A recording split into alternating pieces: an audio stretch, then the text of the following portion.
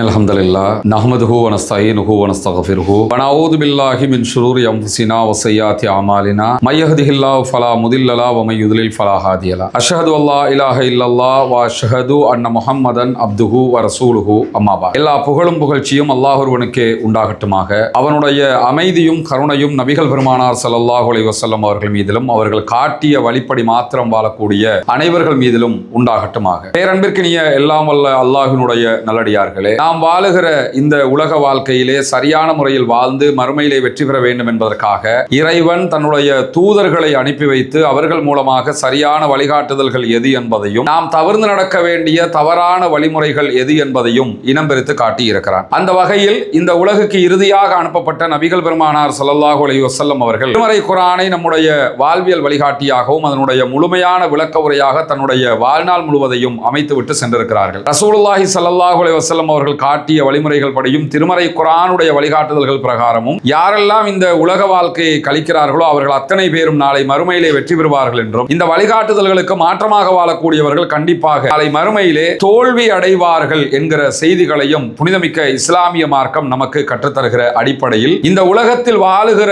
காலகட்டத்தில் குர்ஆனையும் நபிகள் நாயகம் ஸல்லல்லாஹு அலைஹி வஸல்லம் அவர்களையும் மாத்திரம் பின்பற்றக்கூடியவர்களாக எடுத்து நடக்கக்கூடியவர்களாக நம்மை நாமே மாற்றிக்கொள்ள வேண்டிய கடமைப்பாடு நம் அனைவர் மீதும் இருக்கிறது. நபிகள் நாயகம் ஸல்லல்லாஹு அலைஹி வஸல்லம் அவர்களுடைய காலத்துல ரசூலுல்லாஹி ஸல்லல்லாஹு அலைஹி வஸல்லம் அவர்கள் இஸ்லாமிய பிரச்சாரம் செய்கிற நேரத்தில் இஸ்லாத்தினுடைய கொள்கைகள் கோட்பாடுகளை கற்றறிந்து கொள்வதற்காக நபிகள் நாயகத்தினுடைய தோழர்கள் காட்டிய ஆர்வமும் ஆசையும் அதற்காக அவர்கள் செய்த தியாகமும் எண்ணில் அடங்காதவையாக நம்ம நபிமொழி கிரந்தங்களில் பார்க்க முடிகிறது. ஏன்னா இஸ்லாமிய மார்க்கம் என்பது நமக்கு தற்போது பரம்பரையாக அல்லது சமூகங்கள் வழியாக லேசாக நம்முடைய கையிலே கிடைத்திருக்கிறது. இந்த இஸ்லாத்தை பெற்றுக் கொள்வதற்காக, இந்த கொள்கையை ஏற்றுக்கொள்வதற்காக நம்மிலே முஸ்லிம்களாக இருக்கக்கூடிய பல பேரும் பெரிய தியாகங்களை எல்லாம் நம்ம இங்க பண்ணல. ஏன்னா நம்ம பிறப்பில் முஸ்லிம்களாக இருக்கிற காரணத்தினால, தாயும் தகப்பனாரும் இஸ்லாமியர்களாக இருக்கிற காரணத்தினால அவர்கள் வழியாகவே நாம் குர்ஆனை ஏற்றுக்கொள்ள வேண்டும், நபிகள் நாயகத்தை பின்பற்ற வேண்டும் என்கிற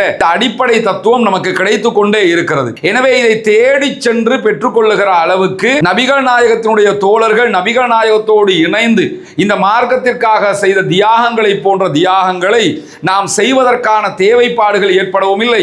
அப்படியே நம்ம தியாகங்களை செய்தாலும் அவர்கள் செய்த தியாகத்திற்கு நம்முடைய தியாகங்கள் ஈடாகாது என்பதும் நமக்கெல்லாம் தெரிந்த ஒரு விவகாரம் தான். அல்லாஹ்வுடைய தூதர் ஸல்லல்லாஹு அலைஹி வஸல்லம் அவருடைய காலத்துல நபிகள் நாயகத்திடத்துல இஸ்லாத்தை படிக்கிற நபித்தோழர்கள் அதை உன்னிப்பாக கவனித்துக் கொள்வார்கள், அதை மிக தெளிவாக கேட்டுக்கொள்வார்கள். கேட்டுக்கொண்டதற்கு பிறகு அதை அப்படியே மற்றவர்களுக்கு எத்தி வைக்கிற மிக முக்கியமான பணியிலே அவர்கள் ஈடுபடுவார்கள். தங்களுடைய வாழ்க்கையில் முதன்மையாக அதை எடுத்து நடக்க வேண்டும், இரண்டாவதாக மற்றவர்களுக்கும் அதை போதிக்க வேண்டும் என்பதற்காகத்தான் இந்த வழிமுறையை நபிகள் நாயகம் ஸல்லல்லாஹு அலைஹி வஸல்லம் அவர்களுடைய தோழர்கள் செய்ததை நம்ம பார்க்க முடிகிறது. சந்தர்ப்பத்தில் ரசூலுல்லாஹி ஸல்லல்லாஹு அலைஹி வஸல்லம் அவர்களுடைய சபையிலே சஹாபாக்கள் இருக்கக்கூடிய நேரத்தில் இம்ரான் ரலியல்லாஹு அன்ஹு அவர்கள் அறிவிக்கக்கூடிய ஒரு செய்தி, நபிகள் நாயகம் ஸல்லல்லாஹு அலைஹி வஸல்லம் அவர்கள் சில செய்திகளை சொன்னார்கள். என்ன செய்திகளை சொல்றாங்கன்னா, அல்லாஹ் எப்படி இந்த உலகத்தை படைத்தான் என்பது தொடர்பான செய்திகளை சொல்லுகிறார்கள். ஆனல்லாஹு வலம் யகுன் ஷைஉன் கைருஹு, அல்லாஹ்வை தவிர, அல்லாஹ் மாத்திரமே இருந்தான் ஆரம்பமாக,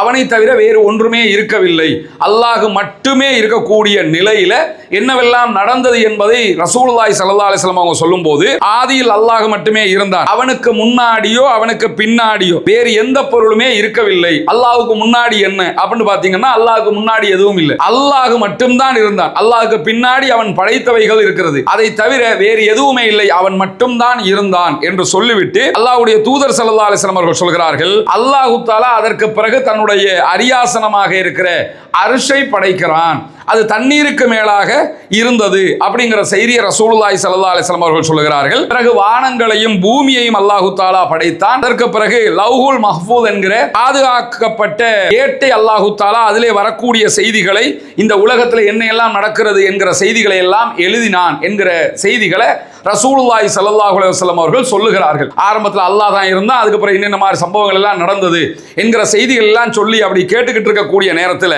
அறிவிப்பாளர் என்ன செய்தியை சொல்றாருன்னு கேட்டா, ஒருத்தர் வந்து இம்ரான் ரலியல்லாஹு அன்ஹு, இம்ரானே நீங்க ஒட்டகத்தை வச்சுட்டு வந்துட்டீங்க, ஒட்டகத்தை காணோம், ஓடி போயிருச்சு, போய் தேடுங்க அப்படின்னு ஒருத்தர் சொன்னாரு. நான் உடனே ஓடி போய் ஒட்டகத்தை தேட போய் பார்த்தா காணல் நீர் தான் எனக்கு தெரிந்தது. ஏன்னா அவ்வளவு தூரத்துக்கு ஒட்டகம் ஓடிடுச்சு. உச்ச வெயில் அடிக்கிற நேரத்தில் நம்ம போய் ரோட பார்த்தோம்னா இல்லாட்டி பாலைவனத்தை பார்த்தோம்னா தூரத்துல தண்ணி இருக்கிற மாதிரி தெரியும். அதுக்கு சொல்றது காணல் நீர். உண்மையான தண்ணீராக இருக்காது, ஆனா தண்ணி இருக்கிற மாதிரி தெரியும். அவ்வளவு தூரத்துக்கு வரைக்கும் நாம் பார்த்தும் கண்ணு கட்டின தூரம் வரைக்குமே எதுவுமே இல்ல, ஒட்டகம் ஓடி போயிடுச்சு அப்படின்னு சொல்லக்கூடிய இம்ரான் ரலியல்லாஹு அன்ஹு என்ன சொல்றாங்கன்னு கேட்டா, அல்லாஹ்வின் மீது சத்தியமாக ஒட்டகம் போனா போகுதுன்னு சொல்லி நான் ரசூலுல்லாஹ்வுடைய சபையிலேயே இருந்திருக்கலாம். ஏன்னா இந்த நபி மொழியை நான் கடைசி வரைக்கும் கேட்டிருப்பதற்கான வாய்ப்பு கிடைச்சிருக்கும். எனக்கு நான் முழுமையாக அதை கேட்டுக்க முடியாம போயிடுச்சேன்னு சொல்லி அனவர்த்தப்படுகிறார்கள் என்கிற செய்தியும் சஹீஹுல் புகாரியிலே இந்த நபி மொழியினுடைய தொடரிலே அவர் சொல்லக்கூடியதை நம்ம பார்க்க முடியும். இதுவெல்லாம் நமக்கு சொல்லுகிற ஒரு அற்புதமான செய்தி என்னன்னு கேட்டா, அல்லாஹ்வுடைய தூதர் ஸல்லல்லாஹு அலைஹி வஸல்லம் அவங்கள்ட்ட இஸ்லாத்தை படிப்பதற்கு சஹாபாக்கள் காட்டிய ஆர்வம், அதை பின்பற்றுவதற்கு நபித்தோழர்கள் காட்டிய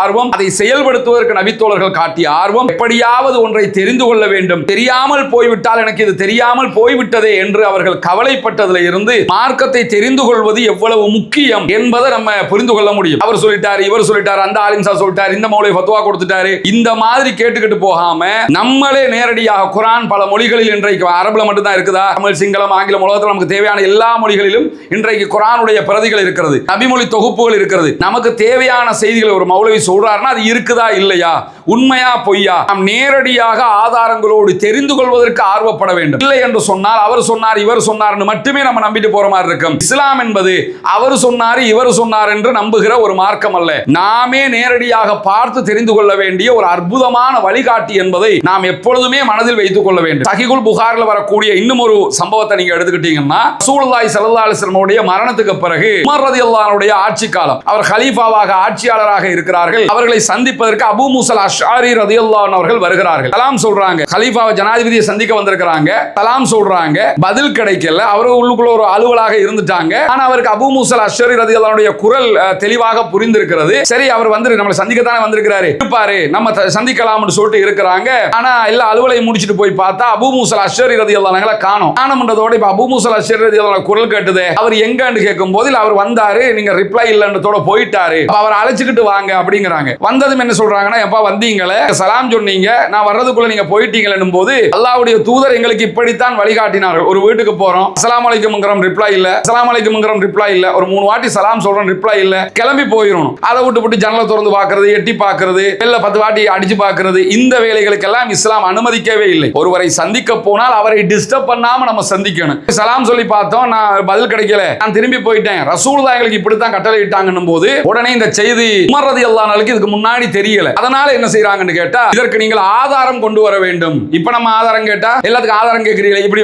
இந்த கூட்டுதுவா ஓதுறீங்க, குனுத்து ஓதுறீங்க, அதை பண்றீங்க, இதை பண்றீங்க, மார்க்கத்தில் இல்லாத பிதத்தை பண்றீங்க, இதுக்கு ரசூலுல்லாஹ் செய்ததாக ஆதாரம் காட்டுங்கள்னு கேட்கும்போது என்ன சொல்லுவாங்க, எடுத்ததுக்கெல்லாம் ஆதாரம் கேட்கறாங்க அப்படிம்பாங்க. மார்க்கத்தில் ஒவ்வொன்றுக்கும் ஆதாரம் கேட்க வேண்டும். இதை செய்றீங்களே குர்ஆனில் இருக்கிறதா, இதை செய்ய சொல்றீங்களே இது நபிமொழி தொகுப்பில் இருக்கிறதா, இதை செய்ய சொல்றீங்களே ரசூலுல்லாஹ் செய்தார்களா இல்லையா, அல்லாஹ் சொன்னானா இல்லையா, ஒவ்வொன்றுக்குமே ஆதாரம் கேட்டுத்தான் நம்ம மார்க்கத்தை பின்பற்றணும். அவர் சொல்லிட்டார் இவர் சொல்லிட்டார், அந்த கிதாப்ல இருக்கு இந்த கிதாப், இப்படி நம்ம பின்பற்ற கூடாது. அது இருக்குதா, ஆத்தன்டிக்கான ஹதீஸா, ரசூலுல்லாஹ் சொன்னதுதானா, குர்ஆன்ல இருக்குதா, குர்ஆன்ல இருக்குதுன்னு ஒருத்தர் சொன்னாருங்கிறது நம்பிட கூடாது, இருக்குதான்னு தேடி பார்க்கணும். அப்ப ஆதாரம் கேட்டு தான் நம்முடைய வாழ்க்கையை நம்ம மார்க்க ரீதியாக அமைக்கணும். அந்த அடிப்படையில் ஆதாரம் கொண்டு வாங்கன்னு உமர் ரலியல்லாஹு அன்ஹு கேக்குறாங்க. உடனே அபூ மூஸா அஷ்அரி ரலியல்லாஹு அன்ஹு என்ன பண்றாங்கன்னு கேட்டா, சஹாபாக்களுக்கு மத்தியில போறாங்க. இங்க இப்படி ஒரு சம்பவம் நடந்துச்சு ரசூலுல்லாஹ்வுடைய காலத்துல, என்னோடு சேர்ந்து இதை கேட்டவர்கள் யாராவது இருக்கிறீங்களா அப்படின்னும் போது உடனே அபூ சயீத் அல் குத்ரி ரலியல்லாஹு அன்ஹு, அவர் சின்ன பிள்ளை, ஆனா அவர் அதை கேட்டிருக்கிறார், சின்ன வயசுல இருந்தவர், நான் அதை கேட்டேன்னு சொல்லும்போது அவரை கூட்டிக்கிட்டு வர்றாங்க. உமர் ரலியல்லாஹு அன்ஹு வந்து, கலீஃபா அவங்களே, இந்த செய்தியை நான் மட்டும் கேட்கல, என்னோட அபூ சயீத் அல் குத்ரி ரலியல்லாஹு அன்ஹு அவர்களும் கேட்டிருக்கிறார்கள், இந்தாங்க ஆதாரம் அப்படின்னு சொல்லி கொடுக்கும்போது ஆதாரம் வந்ததோட ஏத்துக்கிறவங்க வேணும். ஆதாரம் வந்தது அப்புறம் வியாக்கியானம் சொல்லக்கூடாது. உடனே உமர் ரலியல்லாஹு அன்ஹு ஆதாரம் வந்துருச்சு, இவரோட சேர்த்து இன்னொருத்தர் கேட்டிருக்கிறாருங்கிற தகவல் வந்ததோட அதை ஏற்றுக்கொண்டது மட்டுமில்லாம ரொம்ப மனவருத்தப்படுறாங்க. நமக்கு இது தெரியாம போயிடுச்சு, நம்ம இது அறியாம போயிடுச்சு, போயிட்டோமே, நம்ம இதை படிச்சுக்கிற அளவு நம்ம வியாபாரத்தில் மூழ்கி போய் ஏன்னா அவர் ஒரு நாள் அவர் வியாபாரத்துக்கு போவார், மறுநாள் அவருடைய சகோதரர் வியாபாரத்துக்கு போவார். 2 பேர் நண்பர்கள் இருந்தாங்க. மாறி மாறி ஒருவர் வியாபாரத்துக்கு போனால் மற்றவர் ரசூலுல்லாஹ்ட்ட உட்கார்ந்து செய்திகளை கேட்டுக்கிறணுங்கிற அடிப்படையில் இருந்தாங்க. அப்படி இருந்தும் எனக்கு இது மிஸ் ஆயிடுச்சு அப்படின்னு சொல்லி உமர் ரலியல்லாஹு அன்ஹு அவர்கள் கவலைப்படுகிற அளவுக்கு இந்த செய்தியை நம்ம பார்க்க முடியும். அப்ப இதெல்லாம் நமக்கு கற்றுத்தருகிற மிக முக்கியமான அடிப்படையான செய்தி என்னன்னு கேட்டா, மார்க்க விவகாரத்தில் நம்ம ஆர்வம் காட்ட வேண்டும், ஆதாரத்தோடு மார்க்கத்தை படிக்க வேண்டும், மார்க்கத்தை படிப்பதற்கு எவ்வளவு கஷ்டம் என்றாலும் படுவதற்கு தயாராக வேண்டும். ஏன்னா அதுதான் நம்முடைய மறுமையை தீர்மானிக்க போகிறது. உலகத்தில் நம்ம எப்படி வாழணுங்கிறத கரெக்டா நம்ம வாழ்ந்துட்டோம்னா தான் மறுமையினுடைய வாழ்க்கையில் வெற்றி பெற முடியும். அப்படிப்பட்ட ஒரு வெற்றியை மறுமையிலே பெற்றுக்கொள்வதற்காக இம்மையிலே மார்க்கத்தை ஆதாரபூர்வமாக கற்று இம்மையிலும் மறுமையிலும் வெற்றி பெறுவோமாக. வாஹிர் தஅவானா அல்ஹம்துலில்லாஹி ரப்பில் ஆலமீன்.